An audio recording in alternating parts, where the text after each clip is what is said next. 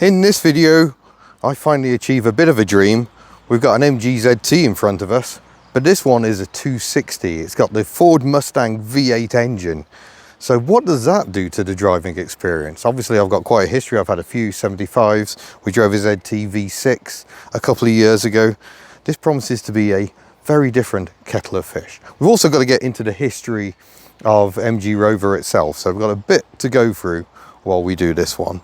The Rover 75 that this is based on was developed while BMW owned the Rover Group, which obviously stretches its history all the way back. Loads of different companies ended up in British Leyland. Rover was one of them. What came out was Austin Rover, reformed into the Rover Group.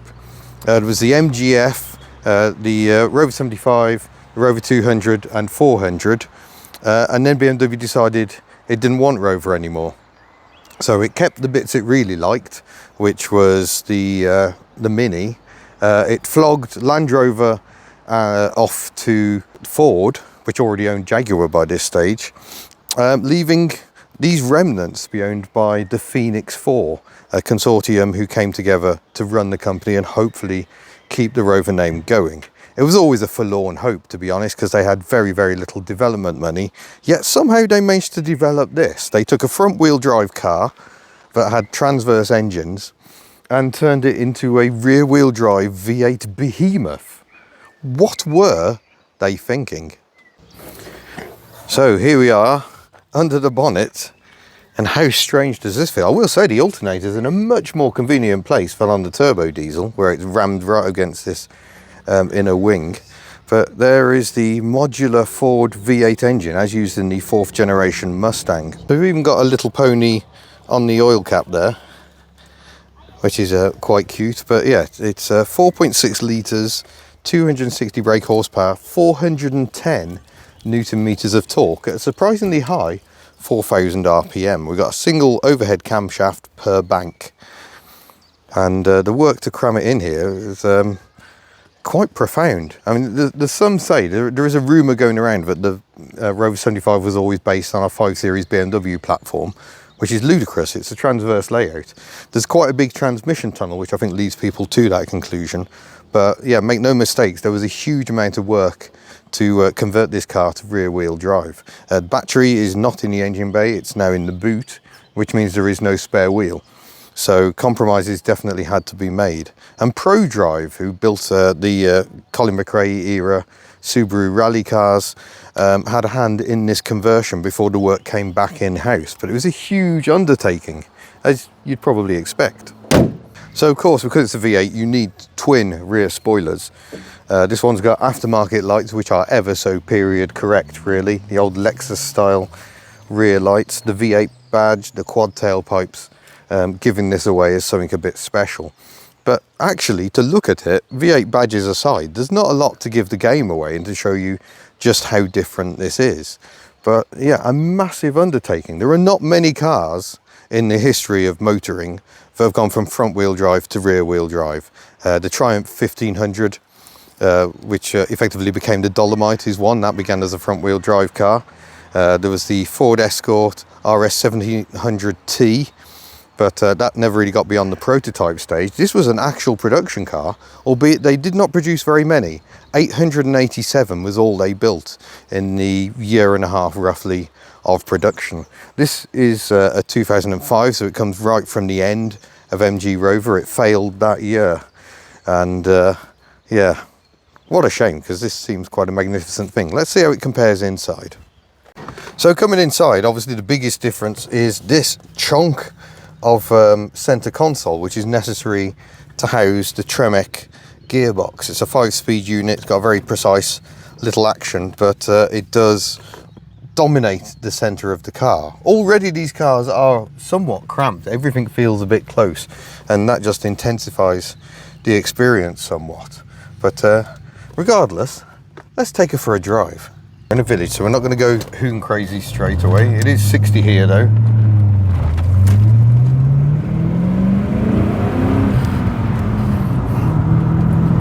Gosh, this feels very odd. I'm in a Rover 75 stroke MG ZT and it's making that noise. I'm keeping the window open, the aircon doesn't seem to be functioning, and also it sounds amazing. So why would you close the window? Let's get this round this bend here, and we can open her up a bit.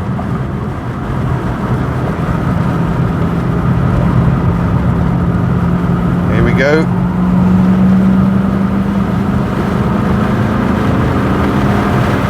Oh yeah, 60 comes up nice and quick, even up a really steep hill. Holy smokes. And you get the impression it's doing this without even trying. Oh, a bit too much wind noise, but by heck. Who'd have thought that putting a V8 in a car would make it this much better? Small child holding on for grim death in the back.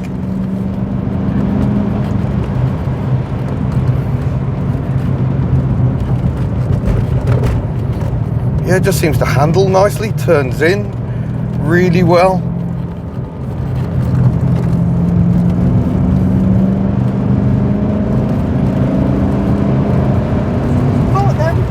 We have caught up the slower cars. Gosh.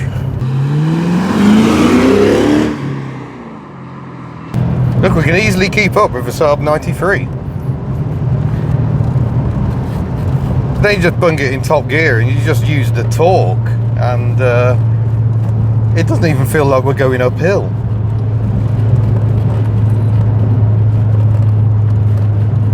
How very, very different this is to the 115 brake horsepower turbo diesel. Sounds a lot nicer. I will say this example has got 99,905 miles on the clock. This is far from, you know, your super cherished garage queen. It has seen a lot of use, but it still feels pretty tight. There's the odd dashboard creak here and there. Quite a lot was changed in here just for the V8s. Notably this enormous transmission tunnel, which robs me of space for my clutch foot. Yeah, this is the effortless waft that you just don't get with a V6. The V6 has to be worked hard, even to make fairly gentle progress. So this just flows along, doing almost 1,000 RPM in top gear. They're completely effortless. So, Winnie Hubnut, how are you finding this experience? Mildly terrifying. Why? It's too much power. I thought Too you much. loved these. I thought you were all about V8. Yeah, like, This is still slow compared to Hey, the Lotus yeah. Carlton.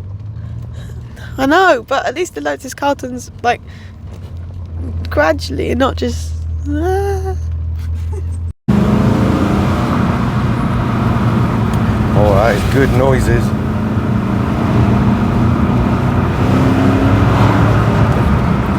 Oh. Despite mild terror in the back, it actually feels really good in the bends. Planted, it doesn't feel like it's about to get wayward. Wet day may be a different thing entirely, but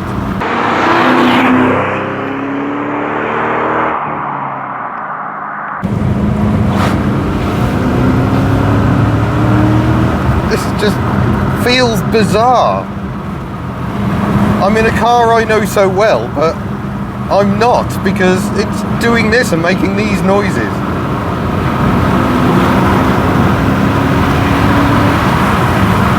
Holy smokes!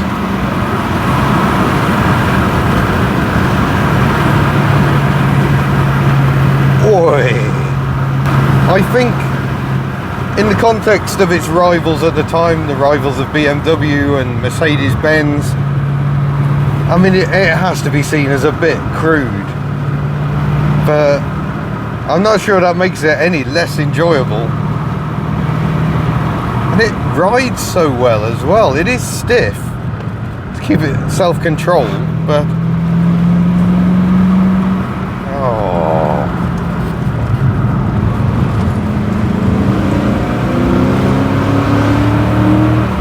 oh, that is a noise. Technically rarer than an Aventador. It is. Well, how many of them are they made? I don't know. Oh, well, there you go. Oh my days. Oh, it feels like those front brakes are working very hard. There's a lot of weight and a lot of performance.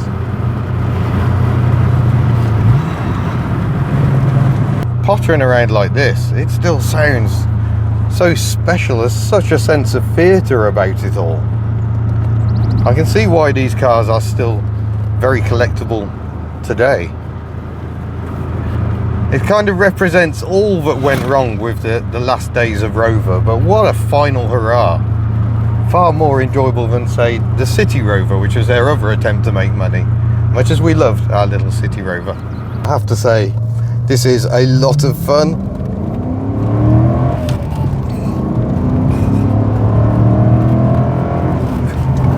Yeah, 60 comes up pretty quick. I don't actually know what the official figure is, but it doesn't take long to get there. Talk about changing the character of a car. But yeah, how on earth they could have thought there was any profit in this? I assume they were expecting to sell a lot more than 887. And they did the estates as well. The Rovers, they did a Rover version, which I think is particularly attractive actually. And they were the rarest. I think they only made 3 Rover V8 estates, for instance. They did some left-hand drive ones as well, so all this development work for what amounts to just a handful of sales. Madness. What was the retail on this? Good question. I shall find out. Pop it on the video. I think once again though, we are seeing that yesterday's bad idea is still lots of fun today, and that makes it very much a hubnut car.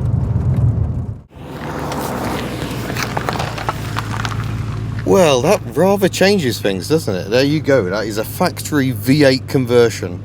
A strange car that probably shouldn't exist, but I'm very, very glad it does. Thank you for watching. Don't forget you can head to the Hubnut store if you wish to support what we do. But otherwise, I shall see you in a future video. Achoo!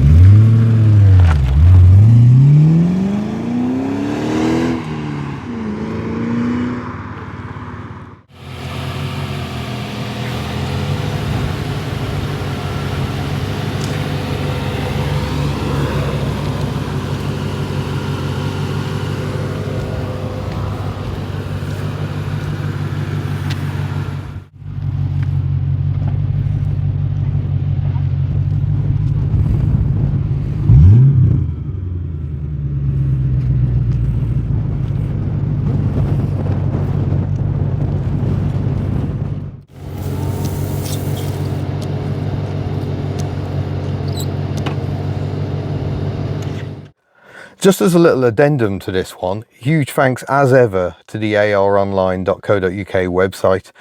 It was run by Keith Adams, who got me started on my career writing about cars, and has been hugely helpful generally in life, and his website incredible. He has just passed on the website to the Great British Car Journey, the museum based in Derbyshire, which we know so well. So they are the new custodians of the website, and I hope it does just as well with them as it has with Keith. It began as the unofficial Austin Rover web resource or something like that many, many years ago. I was writing for it back in the early 2000s. So like I say, that's how I got involved with Keith, and then Keith got a job on Classic Car Weekly, and he helped me get a job on there as well. But it was writing for that website which was a huge part of me developing my style and everything. So I will forever be hugely grateful to Keith. Go and check out aronline.co.uk. It is an incredible resource when it comes to the British car industry.